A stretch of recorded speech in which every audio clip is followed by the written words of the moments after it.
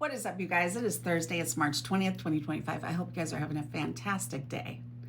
So, long story short, the Trump and Musk regime want to bring back segregation. That's right. They want to make segregation great again. After a recent change by the Trump administration, the federal government no longer explicitly prohibits contractors from having segregated restaurants, waiting rooms, you name it, drinking fountains.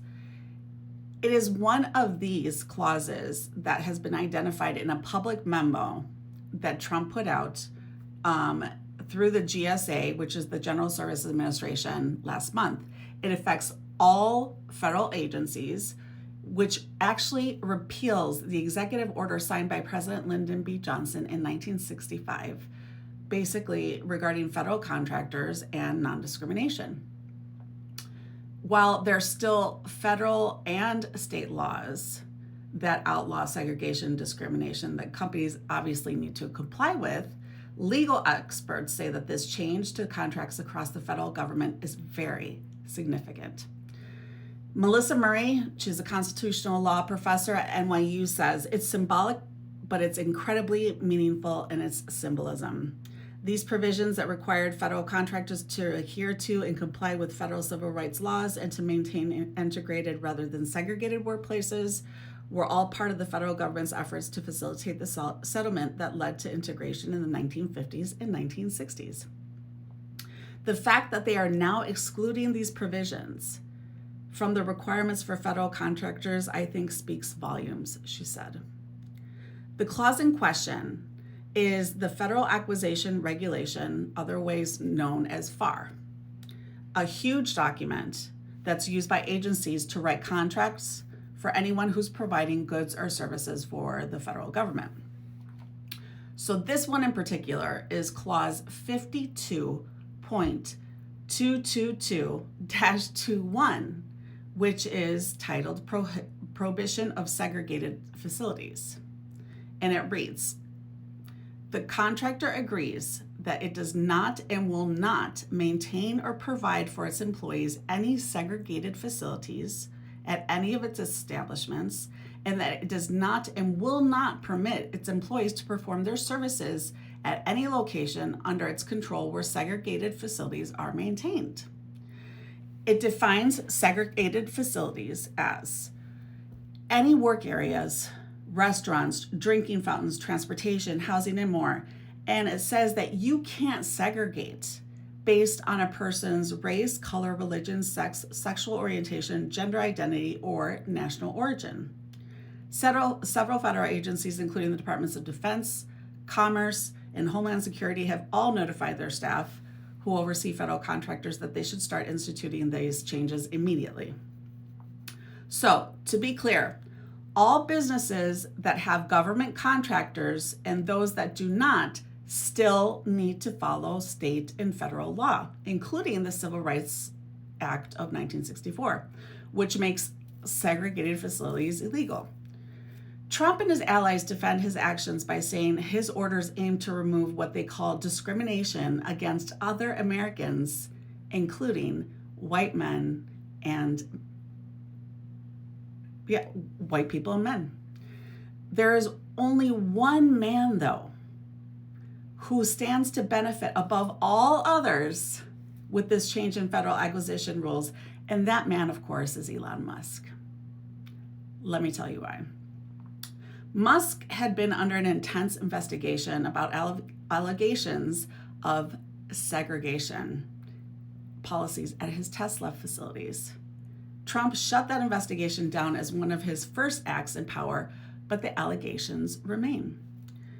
If you've watched any of my previous videos on Musk and the federal contractors contracts that he has with our federal government that give him basically $8 million per day in federal subsidies, in there I detail all the investigations that were currently being conducted that Trump dismissed, and the investigators and inspector generals that were conducting the investigations were fired almost within the first week of Trump's administration. So go ahead and take a look at that if you guys have any more questions. In the absence of an ongoing federal investigation into Musk's business practices, this little anti-segregation rule buried in the federal acquisitions policy could have opened up a whole new legal front against him.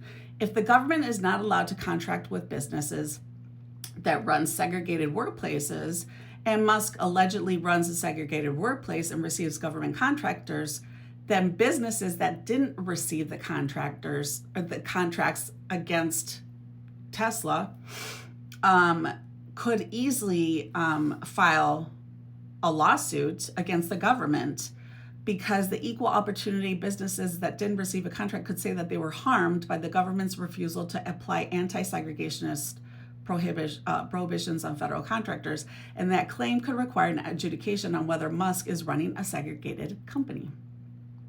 Thanks to the rule change, that cause of action is gone. The GSA actually changed the rule back on February 15th, 5 days after Trump ended the DOJ investigation into Musk and Tesla. Maybe it's just a coincidence that Trump changed an anti-segregation government contracting rule less than a week after he ended an investigation into whether his chief contractor was a segregationist or not. So there is a method to the madness.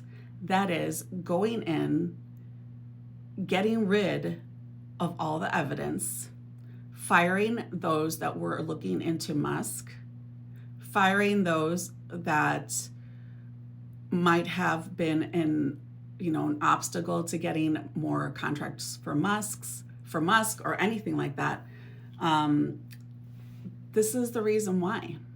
And it just goes hand in hand with what Project 2025 also has put forth. It's a huge, huge overhaul of the federal government, cleaning it out, removing all the obstacles, and instilling a white Christian national government that only serves one type of person: rich white men. That's it for that one. Make sure that you guys repost, you copy, you save, comment, tap the screen, follow me, click the bell so that you're notified every time that I have a new video or I go live, and click on my link there, up there, for my YouTube. Subscribe there. It's completely free to you. I'm trying to get to 1,000 subscribers there. I'm trying to get to 10,000 subscribers here. Have a wonderful day. Much love to you.